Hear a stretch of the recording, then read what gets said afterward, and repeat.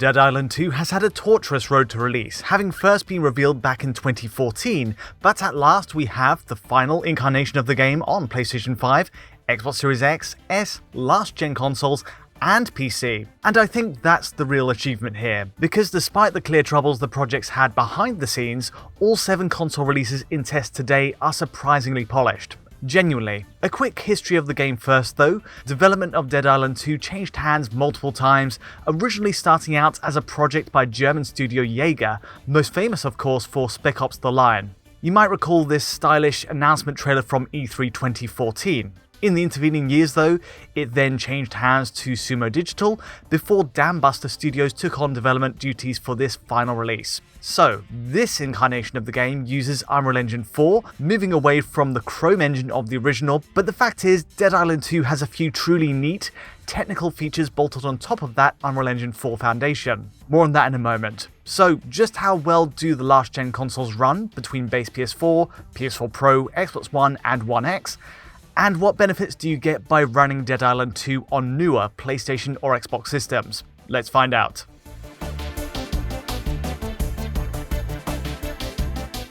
So what do we have here? Set to a vibrant, sunny LA backdrop, Dead Island 2's focus on extreme gore is its trademark. Honestly, the heavy violence, the dismemberment, the gushes of blood, the body physics are the star of the show. Specifically, Dambuster builds on the Unreal Engine 4 at its core by adding the so-called Flesh Engine, a backronym of sorts standing for Fully Locational Evisceration System for Humanoids. Or in other words, it's a proprietary tech that simulates the physics of body dismemberment, right down to the grisly details. So once a zombie is at a low enough health, it's then possible to hack them down in layers, like a bloody onion. You go from the clothes, down to the skin, the muscles, the intestines, and then lastly revealing their skeletal frame.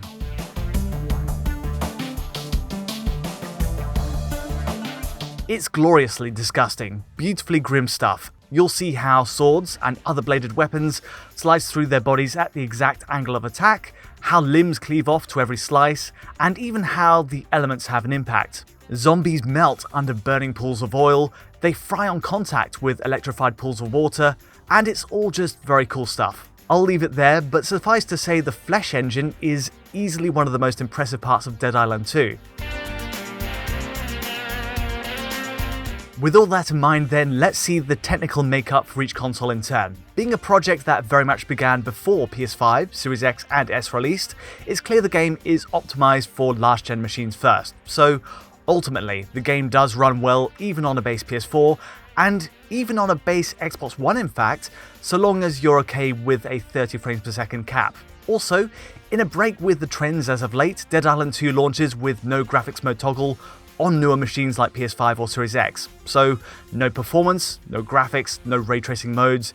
You get one way to play Dead Island 2 as it stands at launch. The biggest complaint then is it's perhaps lacking in ambition on the next-gen console front, but in its defense, the level design is beautifully dense with detail, volumetric effects, screen space reflections, and those body physics also all come included regardless of your chosen machine. But it's clearly a last-gen game first, with extras bolted on for more powerful systems. Where to start? Well, let's kick off with the base Xbox One edition with the framerate graph engaged. Xbox One runs at a native 1600x900 resolution with a 30 frames per second target, and based on the first 1 to 2 hours of play, there's really no deviation under or over 900p. As always, of course, dynamic scaling is possible to the resolution, and Unreal Engine 4 certainly makes that viable, but every pixel test so far reveals 900p as the typical value on base Xbox One. As for the frame rate, well, surprisingly, there's a mostly stable level of performance all the way through the run with 30 FPS as the cap. It's not perfect, hitches and single frame drops are an occasional issue, triggered by a UI change or picking up a weapon, and these types of actions do lean more towards CPU usage, which is historically a common weak point for the base last-gen machines. But still, as a starting point, 900p at a broadly stable 30 FPS is a huge positive and shows it's been optimized well. Switching over to the base PS4, it's again positive news. The resolution a native 1080p this time, and with the same core visual settings otherwise to base Xbox One. The frame rate target, again, is 30fps, but surprisingly, in my experience, the hitching is slightly more aggressive overall. It's a marginal downgrade in stability, but honestly, most areas remain a watertight 30fps anyway. Especially in close-up battles with zombies, you might notice drops to the frame time graph on the left side to 90 milliseconds and under. The outlook for PS4 though, again, is that it's still a very playable release. The one catch being, oddly, that neither base PS4 or Xbox One are able to host online games at launch, and in fact you'll need a PS4 Pro or Xbox One X at minimum to host sessions, though this is thankfully an issue Dambuster Studios is aiming to address in the weeks after its release.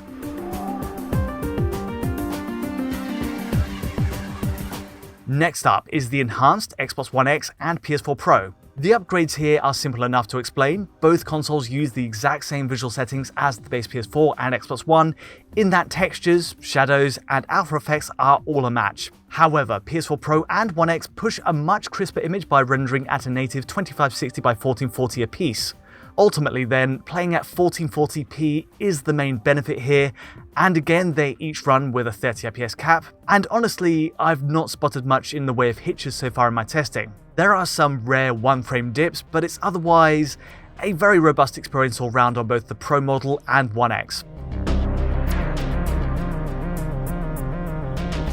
For next-gen console owners, there's even better news. PS5, Series X and S each get a push to 60 frames per second, and in the case of PS5 and Series X, there's also a sizable resolution boost as well. So, in turn, the PS5 version runs at a native 3072 by 1728, and with a 60fps target that's perfectly held so far. There's not much to say on this one outside of the fact it's a near flawless 60fps line all the way through those first few missions. And likewise, Series X here targets 1728p and hits 60fps very convincingly. Now, I did notice a few brief drops while using elemental attacks like electricity and fire, but overall, Series X delivers a pretty sturdy level of performance. And jumping over to Series S, we again see a typically locked 60fps with only occasional drops. Once more, the heavy effects work on this street, buckle it down slightly into the high 50s. Perhaps the biggest concession though on Series S is that it's rendering at a native 1920 by 1080, which is lower than the 1440p of course of the One X release. But in fairness, I think the doubling in frame rate at the cost to image quality is a worthwhile trade. A push to 60fps and boosted image quality are nice extras then, but what else do PS5, Series X and S users get into the bargain? Well, to show the extremes, here's the base PS4 up against PS5. For the most part, the core visual feature set is a match between the two, and even texture maps are the same, though PS5 does admittedly avoid some asset pop-in while moving quickly. And equally we get screen space reflections, SSR on both sides for select surfaces. However, sadly, all console releases use cube mapping in places where SSR isn't applied, and the result is this very low-resolution static texture on the floors of this luxury retreat. Even newer PS5 and Series X consoles keep it in place, which is a shame. Still, that aside, there are benefits for owning newer hardware.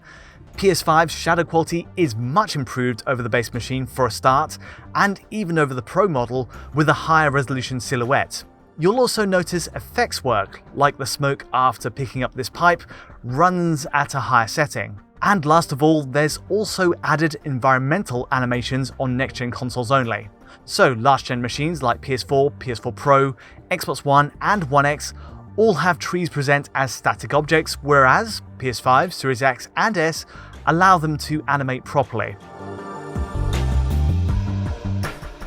These upgrades are, all told, neat extras in the grand scheme of how Dead Island 2 plays, but the move to 60fps is perhaps the most important factor.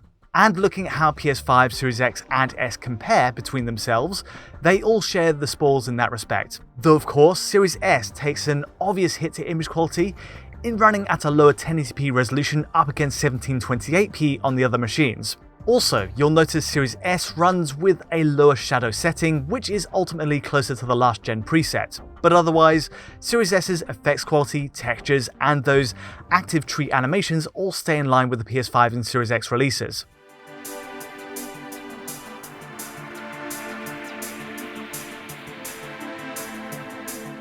A final word on loading times because it has some bearing here. Rather than being truly open world in design, Dead Island 2's map is instead segmented into multiple areas with a loading screen between each.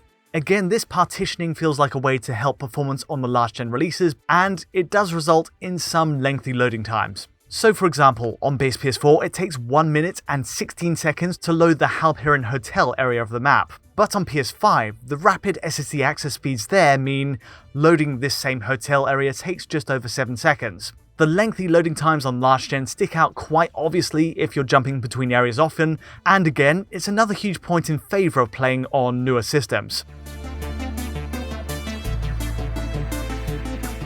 In comparing all 7 console releases of Dead Island 2, it's clear there's a pecking order. For a mostly locked 60fps with extra visual bells and whistles, going for PS5, Series X or S is a clear preference, but it's surprising how competent, how well-rounded the turnout is for those older last-gen machines. Accepting that you're getting a 30fps cap, they're each very playable, and even the base Xbox One holds up pretty well against all odds. Dambuster Studios has crafted a game around the principles of gruesome fun, with eye-catching body physics, and it works on all machines. It's to be celebrated that, after such a long journey since the original Dead Island, after all the changing in developers, after the concern that its development woes might show in the final product, the sequel is still worth playing. It certainly has the shape and form of a last-gen release, a PS4 or Xbox One game, embellished on newer systems, but accepting that, there's certainly some fun to be had here. But that's all from me today. If you did enjoy this video, feel free to like or subscribe, and don't forget to hit that bell for instant notifications as any new video lands. To get a high quality version of this video, check out our Patreon at digitalfoundry.net, and to get in touch directly, just use Twitter. But from me for now, thanks for watching.